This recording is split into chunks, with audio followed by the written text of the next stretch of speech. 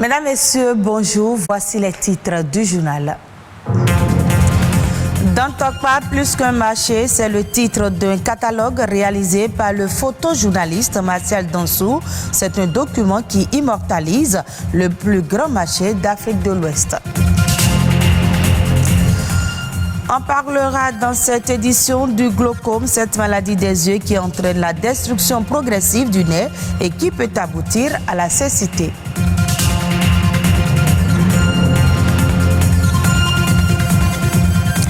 Et puis l'autre challenge pour les femmes est de s'affirmer sur le lieu de travail, loin d'être lié à la confiance en soi. Cela dépend de plusieurs autres facteurs.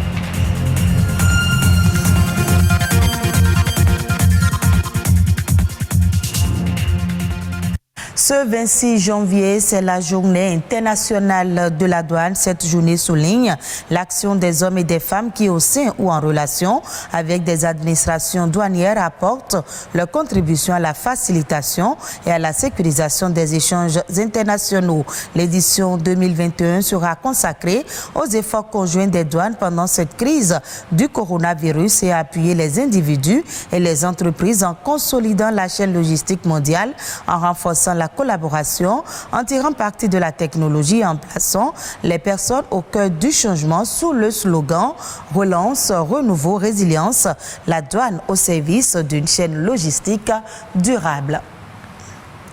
Plus grand marché de l'Afrique de l'Ouest, Dantokpa est aujourd'hui une légende qui révèle le Bénin au plan mondial, considéré comme le poumon de l'économie béninoise.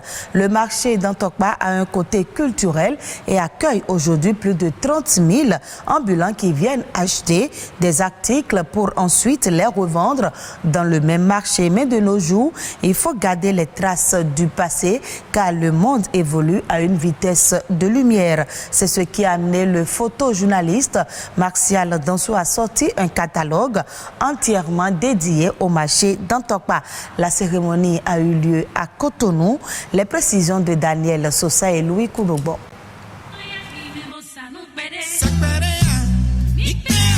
Lancé en 2015, c'est en 2021 que ce projet a été concrétisé.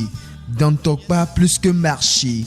C'est un catalogue de 212 pages du photojournaliste Martial Dansou. Un ouvrage qui promeut la valorisation de la culture africaine en général et celle béninoise en particulier à travers le marché Dantokpa. Si Dantokpa était un personnage, Dantokpa allait être comme peut-être le roi Bianzin, le Glélé en son époque. Parce que Dantokpa a beaucoup d'histoires à raconter. Et surtout en Afrique de l'Ouest, on ne prend pas d'importance pour les archives. J'ai été dans beaucoup de structures ici depuis les 5 ans que je suis revenu au Bénin, après 20 ans à l'extérieur. J'ai vu que nos archives ne sont pas dans les normes. La manière de protéger les archives, la manière de collecter les données, la manière de les garder. Je pense que demain, nos enfants vont nous demander Dantokpa, ça ressemble à quoi? Là, on va vers les archives. On retrouve le livre Dantokpa plus qu'un marché ou la vidéo Dantokpa plus qu'un marché. Alors j'ai décidé de faire ce travail-là avec mon équipe pour pouvoir archiver Dantokpa et pour aussi vous et nos enfants.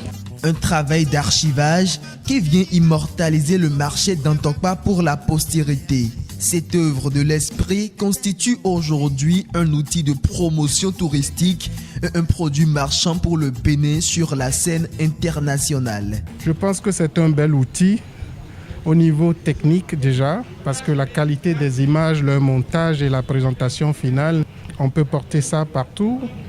C'est aussi un outil de promotion de la destination Bénin.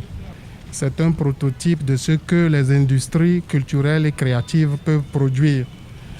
En termes d'objets inspirés par l'art et la culture. Donc tout cela, ça génère une économie derrière laquelle l'artiste peut capitaliser son investissement. Nous n'avons pas toujours la culture du patrimoine. Et lorsqu'on veut construire quelque chose, lorsqu'on veut arranger un endroit, l'habitude c'est de tout raser. Je crois que c'est une erreur que nous commettons.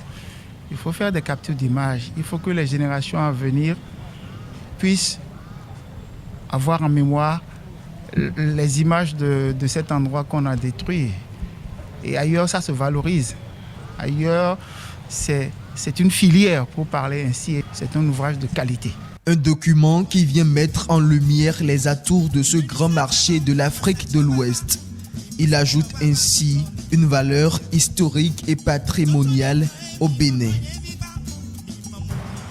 Santé oculaire à présent, parmi les maladies qui peuvent toucher l'œil, il y a le glaucome, un mal silencieux qui a un taux de prévalence de 4% en Afrique. Mais qu'est-ce qui cause cette maladie et que peut-on faire pour l'éviter? Les précisions dans ce reportage. Quand je suis venu, ils m'ont dit que j'ai le cataracte, ça fait il y a plus de 5 ans. Parce que les maladies sont là, d'un jour à l'autre, ça réagit. Et en ophtalmologie, c'est souvent le cas.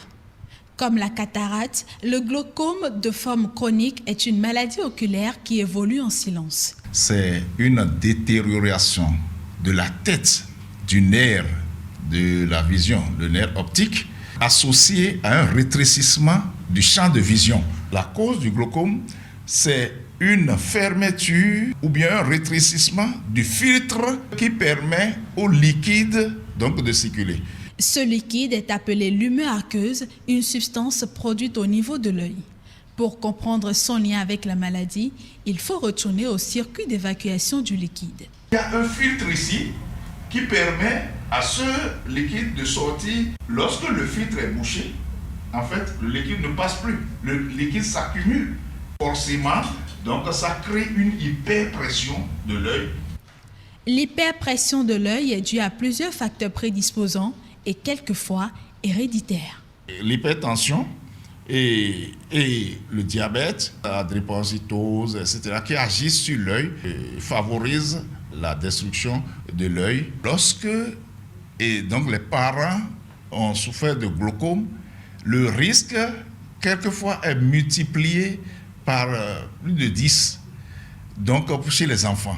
Les enfants devraient donc, en dehors de tout symptôme, consulter un ophtalmologue. Lorsque le dépistage est fait tardivement, le mal est souvent à un stade avancé. Lorsque ça commence par se manifester, déjà c'est trop tard. Donc par la moment de petites douleurs et puis un flou visuel et puis ces petits signes qui amènent le patient à consulter. Chez ce patient venu en consultation, le glaucome a été détecté il y a plus de 20 ans sur les 2 yeux. La cataracte, j'ai été opéré 2 fois ici. Je suis suivi aussi pour le glaucome, c'est-à-dire la tension sur l'œil. Le même docteur qui m'a suivi, ça s'améliore. L'œil gauche, je vois très bien et je lis parfaitement. La lecture correcte, un avantage dont ne peut jouir le sujet glaucomateux que si le mal est dépisté à temps. Une fois la destruction du nerf entamée, c'est irréversible. Il n'y a pas un traitement donc, qui puisse faire renaître le nerf. Il faudrait suivre scrupuleusement le traitement prescrit par le médecin et puis aussi les surveillances pour que le nerf, le peu qui reste, puisse être sauvegardé et rester longtemps. Le sport et la consommation de certains fruits comme la carotte sont des éléments qui assurent une bonne santé de l'œil.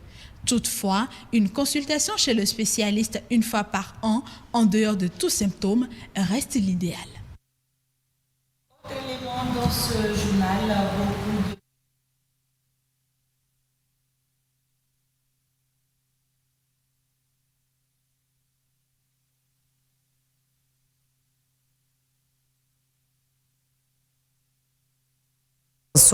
On peut toutefois avoir confiance en soi sans pour autant oser s'affirmer. Et pour les femmes, s'affirmer sur son lieu de travail est un véritable problème. Comment s'affirmer en milieu professionnel? La réponse avec Danielle Adéchoubou, elle est coach en développement. La plupart du temps, s'affirmer sur le lieu de travail ne dépend pas seulement d'un seul aspect de la vie. Il ne s'agit pas seulement du physique. S'affirmer sur le lieu de travail commence également avec vous qui développez des valeurs. Parce que souvent, votre valeur vous donne de la valeur de l'entreprise. Lorsque vous avez des valeurs, vous êtes difficilement remplaçable. La femme, on se focalise sur un aspect et on laisse les autres aspects. Si je suis assise sur une chaise, c'est parce qu'il y a 4 pieds. S'il y a un pied qui manque, je suis en déséquilibre. Donc, s'affirmer tient compte de 3-4 grands aspects majeurs.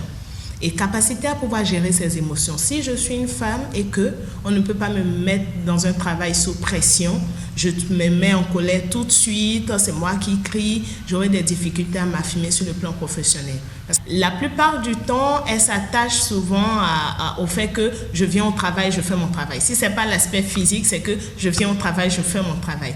Même au niveau du travail également, il faut prendre le temps de développer ses compétences. Ne travaillez pas seulement pour venir au travail, travaillez pour devenir expert dans ce que vous faites. Osez également exprimer son idée, ne pas avoir peur de faire des erreurs. Osez exprimer son idée, osez exprimer ses compétences, ne pas avoir peur des erreurs. Et ce que je dirais à ces femmes qui n'arrivent pas à s'affirmer professionnellement, c'est que si elles sont arrivées jusque-là dans leur carrière, c'est parce qu'elles ont quelque chose en elles qui a de la valeur, dont l'entreprise a besoin, dont le Bénin a besoin, dont leur nation a besoin. Donc, ce serait dommage d'arriver jusque-là et de ne pas libérer cette plein potentiel. Suivons à présent les autres faits de l'actualité nationale. C'est dans la Nation en bref, réalisé par Ulvaeus Balogun.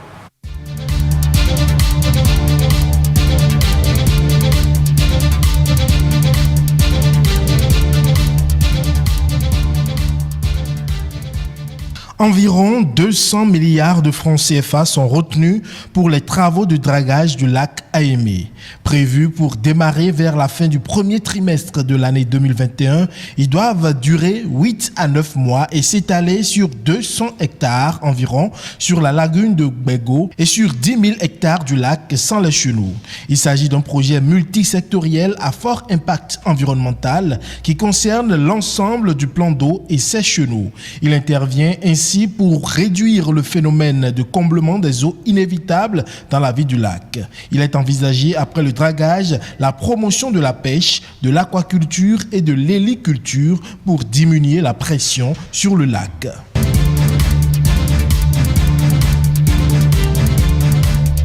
De nouveaux horaires de travail entrent désormais en vigueur à l'université d'Abomey-Calavi. Cela conformément aux nouveaux horaires appliqués depuis le 1er janvier dans l'administration publique. Ainsi, selon un communiqué en date du 20 janvier 2021, le recteur Maxime Dacruz a informé des nouveaux horaires qui vont de 8h à 16h30 avec une pause de 30 minutes de 12h30 à 13h.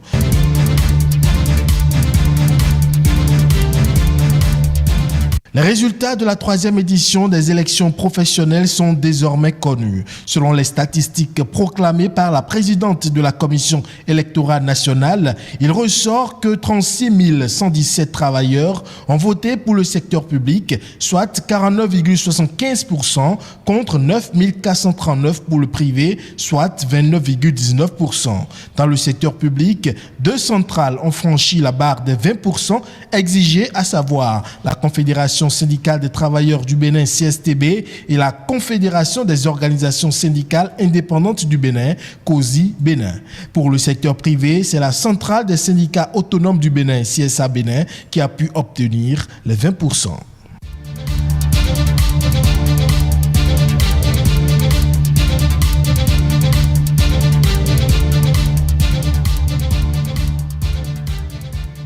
Et ce sera tout pour ce journal que vous pouvez suivre à nouveau sur le www.ortb.bj. Merci à vous de nous avoir suivis.